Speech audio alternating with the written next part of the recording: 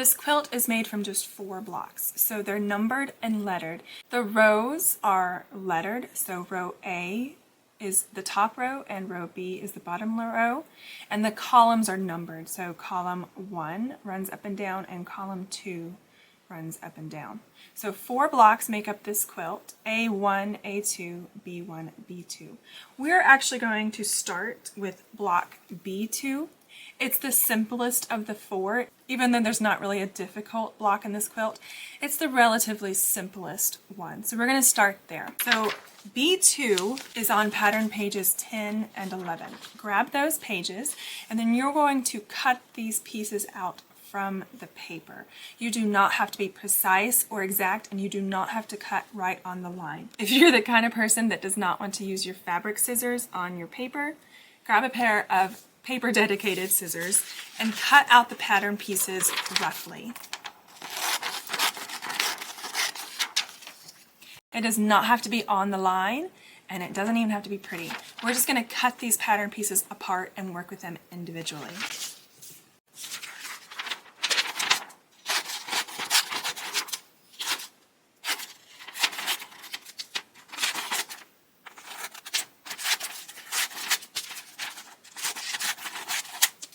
Now that we have all of our pattern pieces cut out, we're going to work on them one at a time.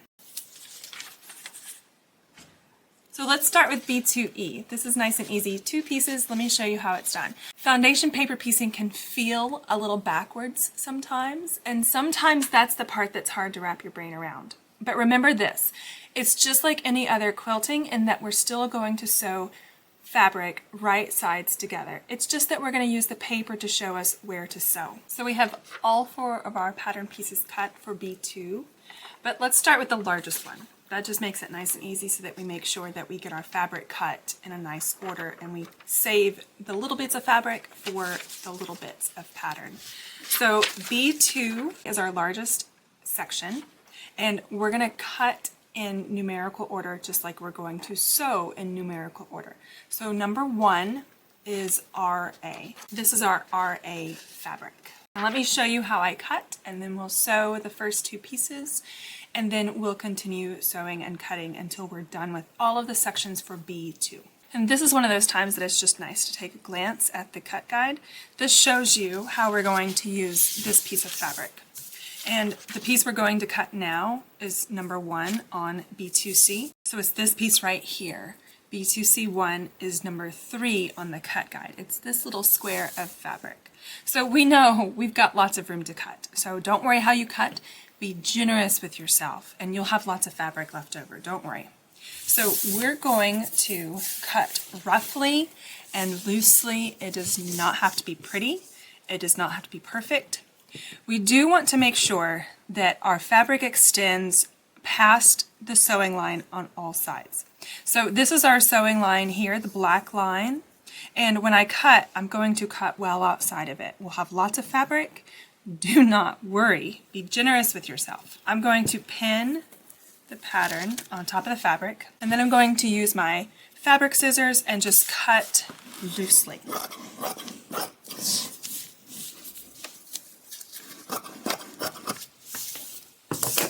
So I've cut a piece of fabric that extends past the sewing line on all sides. You can see that I've got lots of room on all sides of that pattern piece. We're going to do the same thing for number 2. That's ZZ.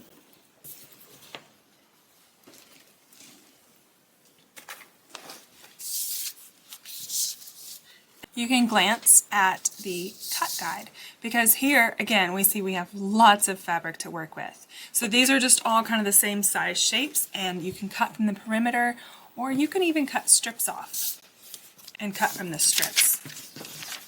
So in this case, I'm going to see the width of that piece we need. It's pretty narrow, and I don't have to be real exact. I don't have to scrimp and save and try and get the fabric just right. I'm going to cut a piece that is just wider than that, and I'm going to just cut the strip off, and then cut off that strip. So see, I'm making sure that I'm well past the sewing line over here, and I will make sure I'm well past the sewing line over here when I cut. So I'm just going to cut right there. Now let's go sew 1 and 2. Now that we have piece number 1 and piece number 2 cut, we're going to sew them. So like I said before, foundation paper piecing is just like regular quilting in that we're going to sew right sides together and then open them up. It's just that the paper shows us where to sew. So to start, we're going to put number 1 on the back of our pattern piece. Number 1 is the only one that will ever get pinned to the back of the pattern piece by itself. So number 1 is pinned to the back. We're going to make sure that we have lots of fabric around all of the sewing lines, and because we cut generously, we do. We can really center the block in there and make sure that we've got lots of room to work with. It's okay. Number 2 is going to go right sides together with number 1. So number 2, it's tempting to put number 2 under number 2, but that's not what we want. We want number 2 right sides together with number 1.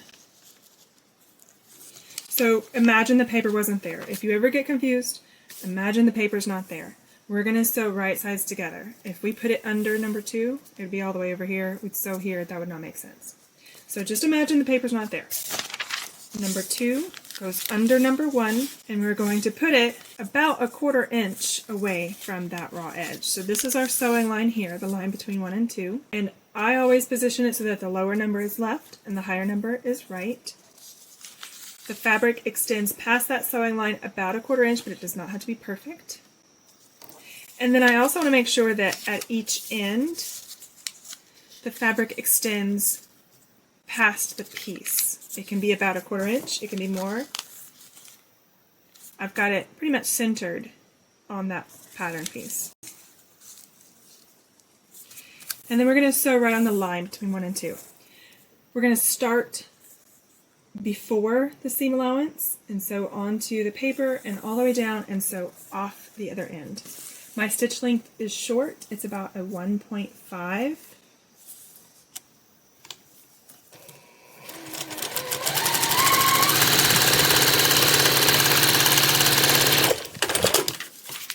As with anything, sewing right on the line takes practice. But you really do want to try and sew right on the line because every little bit counts towards the end product and its accuracy. So practice sewing right on the line. Start before, come off past it. You do not have to back stitch at either end. Our short stitch will keep it secure, and the fact that we're starting before and ending after will keep it secure. So leave this pin in for now. This will give you a cue because we need to trim our seam allowance. And sometimes it's easy to get confused about which side to trim. But for now, leave that first pin in and know that wherever the pin is, we're not going to trim on that side. We're going to trim on this side. And I'm using scissors. You can use rotary cutters if that's what you're used to. But I'm just going to use my scissors. Do not cut your paper. Just cut the extra off here. You want about 1/4 inch, but it does not have to be exact. And it doesn't have to be pretty because it's not going to show. Now, I tend to just finger press things. If you have an iron, you can absolutely press this. And you want to make sure that as you press, you get the fabric completely folded back against that stitching. You do not want to press any pleats into your fabric. Make sure that it's completely pressed against the stitching there. So there's our number 1 and 2. And we can take this pin out now if we want. Now we're going to do number 3. So we need to cut for number 3, and I have our number 3 fabric here, CY. And I'll just cut, again, roughly, loosely, give myself lots of fabric. So I'm just putting the pattern piece over the edge of the fabric. It's more than 1/4 inch over the edge. And I'll just cut a generous piece. So there's our number 3. Now number 3 is going to do the same thing. It's going right sides together with what we already have done with about 1/4 inch past the sewing line. Now remember, it needs to be right sides together with our previous work. So if we feel tempted and we want to put it behind number 3 because our brain says, but it's number 3, it goes behind number 3, remember, that's not sewing it right sides together. We need to start right sides together with our previous work. The cyan is about 1/4 inch past the sewing line, and then it's about a 1/4 inch, or at least a 1/4 inch, past the boundaries of this pattern piece. So this pattern piece ends here and here, and I've got lots of room on both sides. So again, I'm going to start before the sewing line. It intersects with this one, so we're going to start a little bit before it, so right on the line, and come right off that end. Let me give you a little tip here. If your machine is not flush with your table, you might want to go ahead and pin this fabric in place, because as you pick it up and take it to the machine, it might shift on you. So if you don't have a machine flush and you can't just push it over, pin your fabric in place so that when you move it, it will not move on you.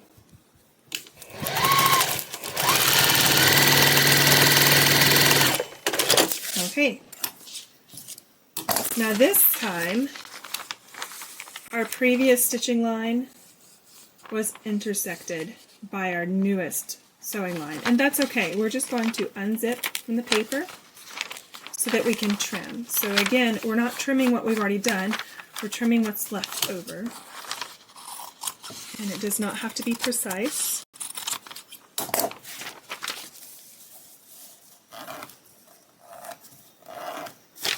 And that's number 3. So now we just have number 4 left of B2C. Number 4 is QF. I have it here. We're going to cut piece number 4, QF. And again, I really like to take advantage of right angles. So if my pattern piece has a right angle, I just stick it right in the corner of that fabric and it fits nicely. And then I will just cut the rest out.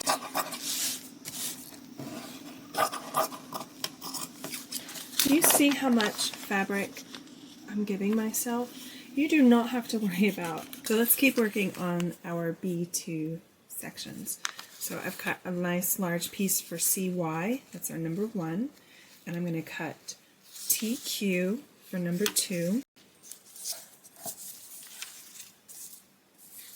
I'm going to cut this selvage off. And put that right angle right in the corner. And cut all around. So I've got lots of room around all of my seam allowances. I've got lots of room around all of my sewing lines. And number 2 is ready to sew on. So remember, we're going to sew right sides together. So number 2 goes right sides together with number 1. It doesn't go behind number 2. And I've got about a 1/4 inch past the sewing line into number 2. And then here's another tip. These angles should be opposite at this point, because remember, we're going to sew on the line and then iron it over this way. So it'll end up with the same angle, but when we have it right sides together, that angle is opposite. So I've got a nice big piece cut for number 1 on B2. We're going to keep working our B2 pieces and get those all done. So now I'm going to cut number 2, which is TQ. I'm going to put this right angle right in the corner of that piece, and we don't even have to worry about this angle right now. Don't worry about cutting that angle. It doesn't even have to be that exact and that precise. So I'm just going to cut a strip and then put it right sides together. Number 1, remember, don't put it behind number 2. We want to sew right sides together. Imagine the paper is not here. If the paper's not here, we would sew right here, right sides together. So the paper is just going to show us the exact line to sew on.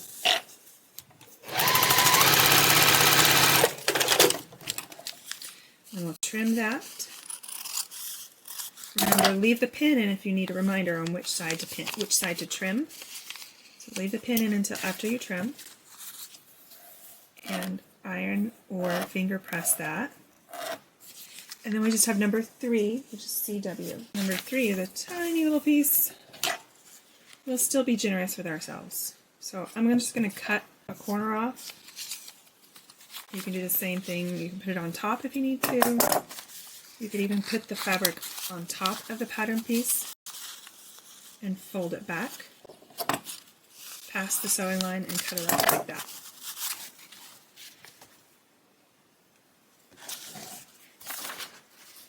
And then for this, we'll still sew right sides together. These angles need to be opposite. Let me show you what I mean. Foundation paper piecing is backwards, and so our angles make mirror images. So you see how this angle comes right out to the right, straight out to the right. Our fabric, when we have it in position, it's about 1/4 inch past the sewing line. It's right sides together with what we've already done. So again, imagine the paper's not even there. We would sew right sides together over here. We're not going to sew it on like this. We're going to sew it on right sides together. But pay attention to your angles because they should make a mirror image. So this pattern piece angle comes straight out to the right. Our fabric, if it's in the right position, should do the exact opposite.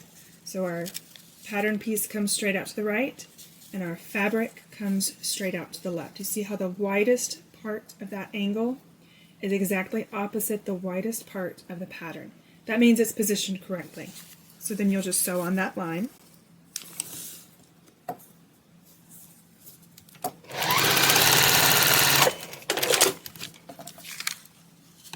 Unzip the previous seam from the paper and trim.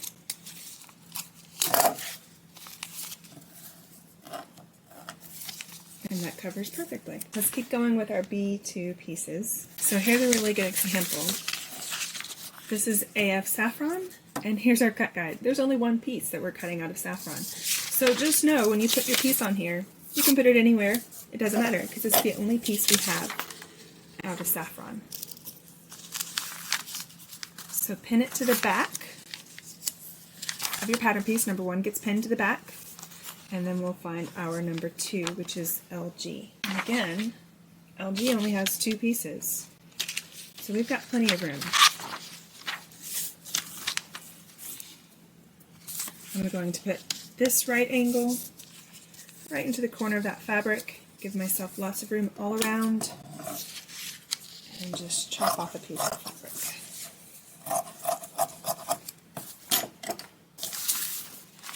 Now we'll sew these 2 pieces together. Right sides together, about 1/4 inch of fabric extending past the sewing line. And then remember too, you want your fabric extending past the top and bottom edges.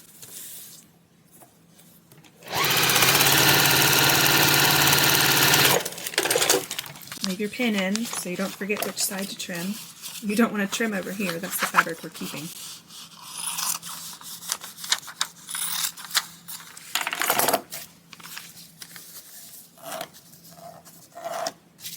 That's number 2. So remember, lower number left, higher number right. So when we go to sew this, it'll go in just like this. Lower number left, higher number right.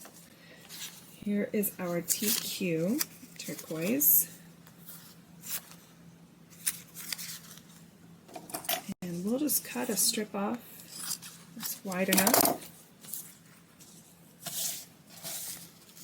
Let's trim this extra off here. Put that sewing line right on the edge of the TQ. Lower number left, higher number right, right sides together. So the next piece is behind the previous piece, not behind its actual titled piece.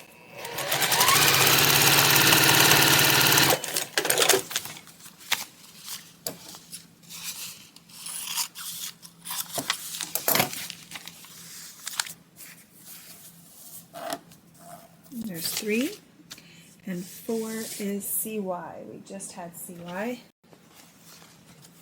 And again, I'm just going to chop a corner off.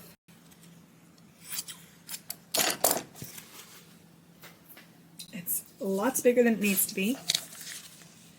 So when you have an odd angle like this, I put it on top, and then I flip it to the right, and then put my sewing line right on that edge. So just always check that your sewing line is straight out ahead of you. The higher number is to the right, the lower number or numbers is to the left. You've got about 1/4 inch of fabric extending past the sewing line. And in this case, check our angles. We've got this angle coming out to the right, and if we've put the fabric on there correctly, that angle should extend to the left, just like a mirror image. Looks good to me.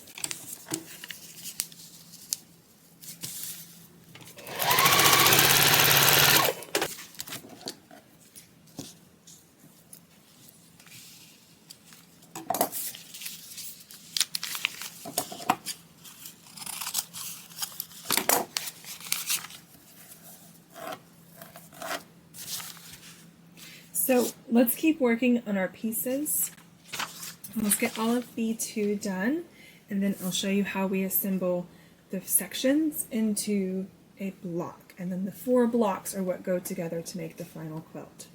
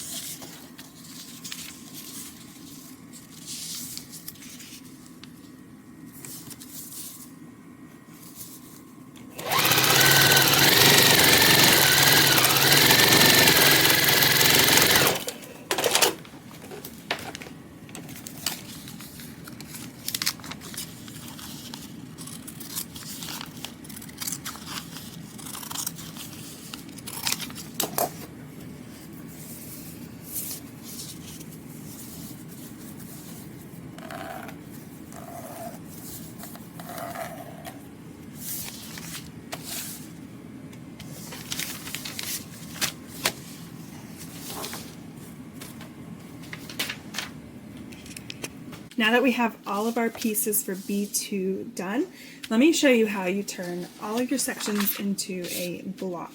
And once you get 4 blocks done, you assemble your blocks into a quilt. So let's do our first block, B2. And this assembly guide is what we're going to use to know the order and the positioning of the individual sections. So I like to use just these little piece of cardboard with some batting on top of it.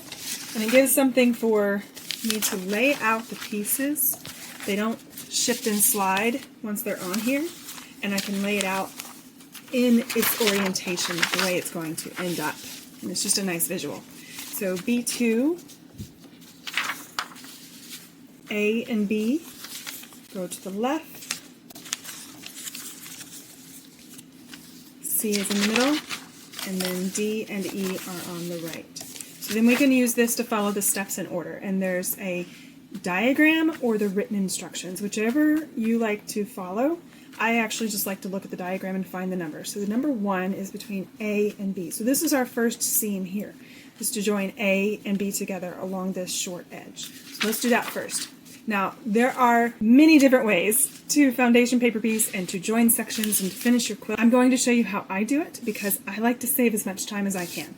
Now, you are more than welcome to trim your sections on the seam allowance. If you want to trim them first, you will trim on the outside of the gray line. This is your sewing line here, and then 1/4 inch away is the edge of your seam allowance. So you will trim out here through paper and fabric if you'd like to. However, I join before trimming. So I'm going to use the pin and point method. We're joining this edge to this edge, and just like the rest of it, we're going to sew right sides together and sew on the line. But in this case, I'm going to line it up with a pin. So I'm going to take a pin and put it right in the intersection, right at that corner. And then it'll come up through the corresponding intersection on the other section. Take your time here.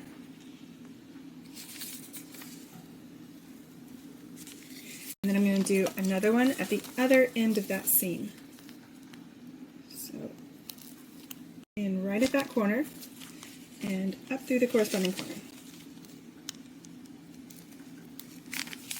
Okay, now at this point, your pins should be straight up and down.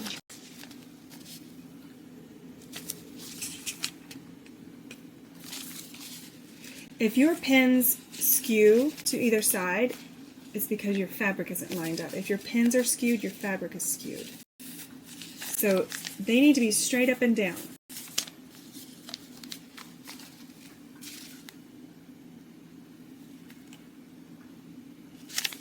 And then I'll take another pin and I will pin right on that sewing line. And double check that where my pin is on front, it is also on the back. It's a little bit off of the sewing line back here, so I am going to go ahead, make sure my pins are straight up and down. They might have gotten moved when I put the pin in.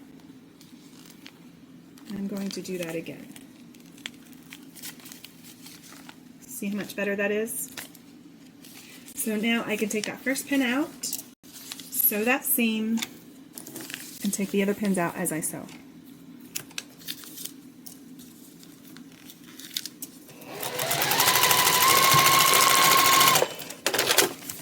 Now, take the paper out of your seam allowances before you iron. It'll just make it so much easier later, and you don't have to try and fish them out from under the seam allowances. Trim the seam allowance about 1/4 inch. It does not have to be perfect. It's not going to show, remember? And then look how nice a point we have. This is what I love about foundation paper piecing. Perfect. So I like to press my seams open where possible. Sometimes the seam will tell you it wants to do something different, and that's okay. If it would prefer to go one way, you can press it that way. But if it allows, I like to press it open. So I'm going to give this a little press with my iron. And then we'll do step number 2, which is here. We did 1, and we'll do 2, which is adding A and B to piece C. So this line here is step 2. So we'll do the same thing. Pin and point.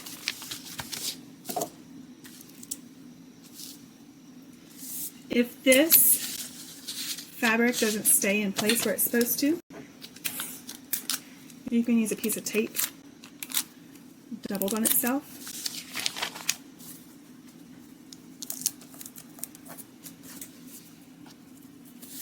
And that'll keep it in place. Same thing, we'll put a pin right in the intersection at one end of the seam and up through the corresponding intersection of the other section. And the same at the bottom.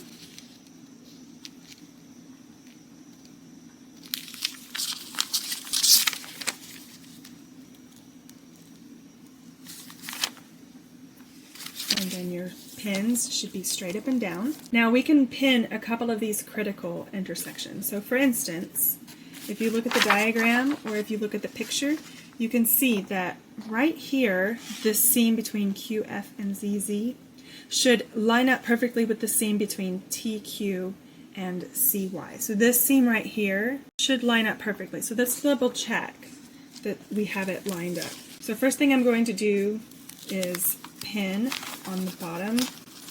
Make sure that my pin where it is on the top is in the same place on the bottom, and that looks really good.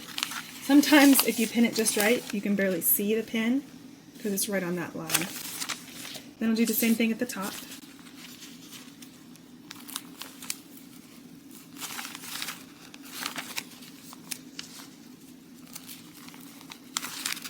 Looks good. And then we'll pin right at this intersection. Now we're going to do the same thing. That pin should be straight up and down. So I'm going to go right in at that intersection up here, and then hopefully it'll come out. That's not bad. It's close, but I'm going to take the time and move it over. It's just like 2 threads away from where it should be, and I'm going to go ahead and move it over. So I took this bottom section off and just completely repinned where that pin comes through. So now we know that lines up nicely. Your pin stays straight up and down, and I can now pin either side of it.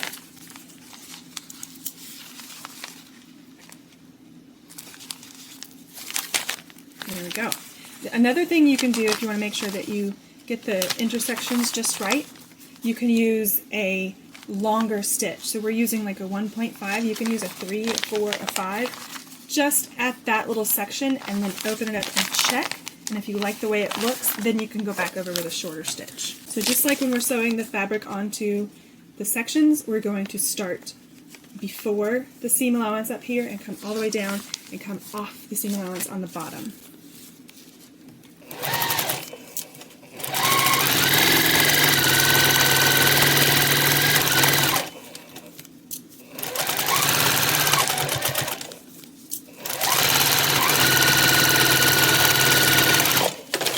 Okay, you ready? Let's check our intersection. Oh, look how nice that looks. So remove the paper from the seam allowance. And if you have a pair of tweezers, you can use those to get those little tight angles, little finicky pieces. I'm going to go ahead and take this triangle out because he's kind of stuck under the seam allowance already.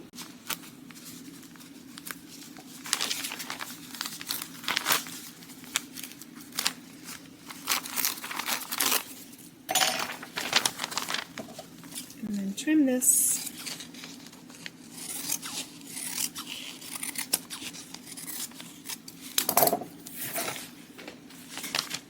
And see, this is a good example of the fabric telling us which way it wants to be pressed. This side has several seams right here, and it kind of bunches up together, and this one has just 3 or 2 simple seams, so it will more easily press this way, and I'm going to let it. I'm not going to force it open if it doesn't want to. There's that. Now we just have 2 more seams to go. Step 3 is to sew D to E along their short edge.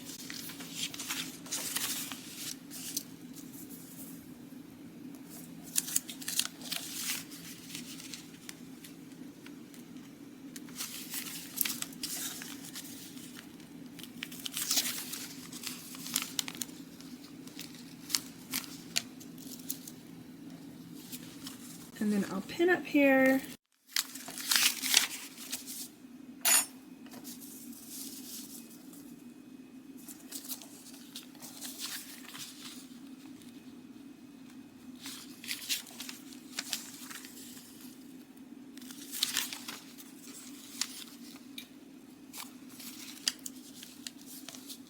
Pin should be straight up and down. And I'll pin right on the sewing line.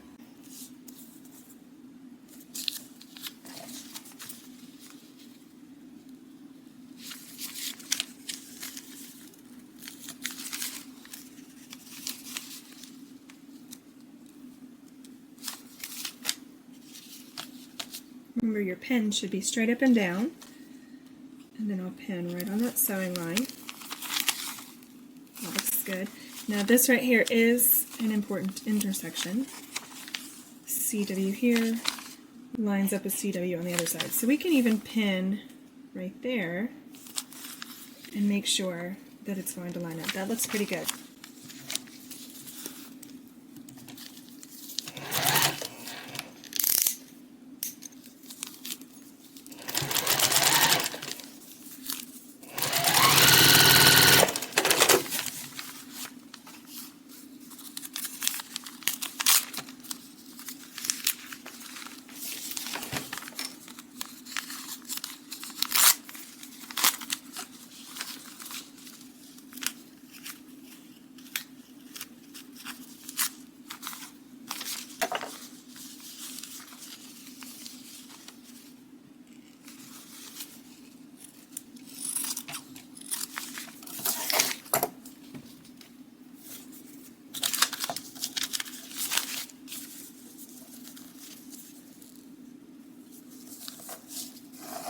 Okay,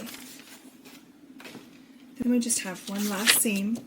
We're going to sew this bit to this bit, and then we'll have a complete block.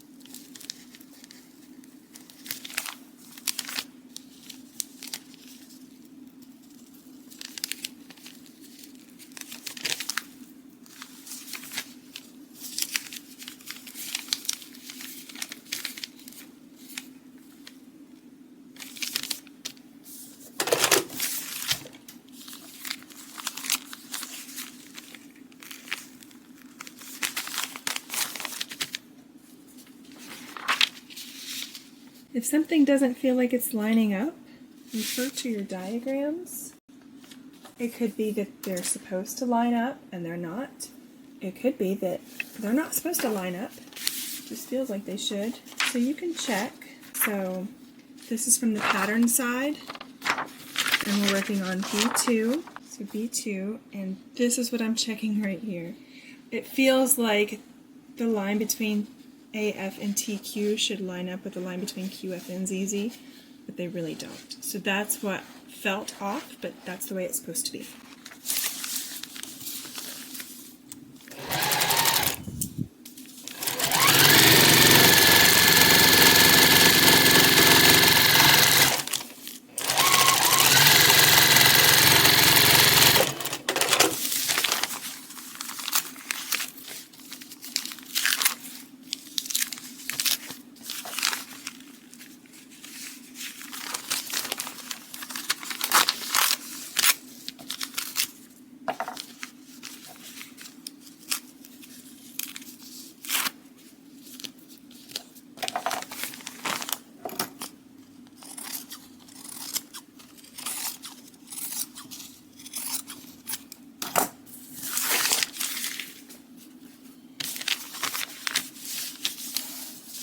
That's our first block done.